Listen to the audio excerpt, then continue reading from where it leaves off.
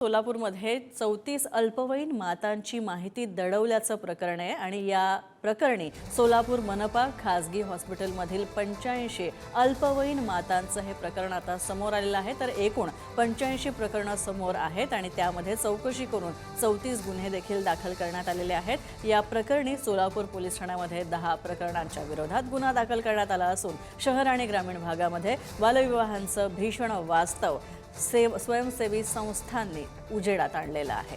तसंच या प्रकरणामुळे एकच खळबळ माजलेली आहे। या प्रकरणाची पोलिसांना माहिती देणं बंधनकारक असताना डॉक्टरांनी ही माहिती दडवून ठेवली होती असा आरोप सुद्धा प्राथमिक तपासात उघड झालेला आहे।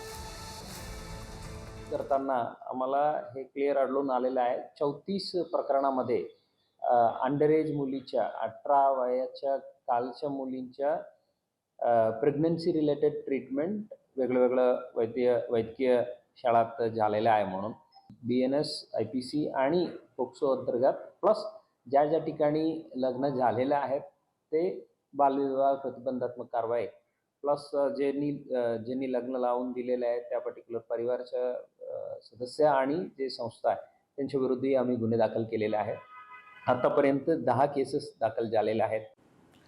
तर सोलापूरमध्ये समोर आलेल्या अल्पवयीन मातांच्या प्रकरणामध्ये आता सोलापूर महापालिकेनं स्पष्टीकरण दिलेलं आहे। अल्पवयीन मातांच्या संदर्भात माहिती सर्व्हेतून मिळाली होती। वैद्यकीय अधिकाऱ्यांना संभ्रम असल्यामुळे पोलिसांना माहिती देण्यात आली नव्हती अशा प्रकारची सारवासारव सोलापूर महापालिकेचे अतिरिक्त आयुक्त वीणा पवार यांनी केलेली आहे। तर सोलापूर महापालिकेच्या अतिरिक्त आयुक्त वीणा पवार यांच्याकडून पालिकेची बाजू स्पष्ट करण्यात आली आहे।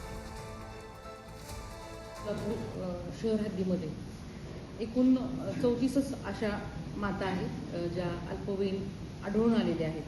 त्यापैकी आतापर्यंत मला मिळालेल्या माहितीवरून 19 मातांच्या संदर्भात MLC ही दाखल झालेली आहे, जो आपण फर्स्ट रिपोर्ट देतो पोलीस स्टेशनला जवळच्या।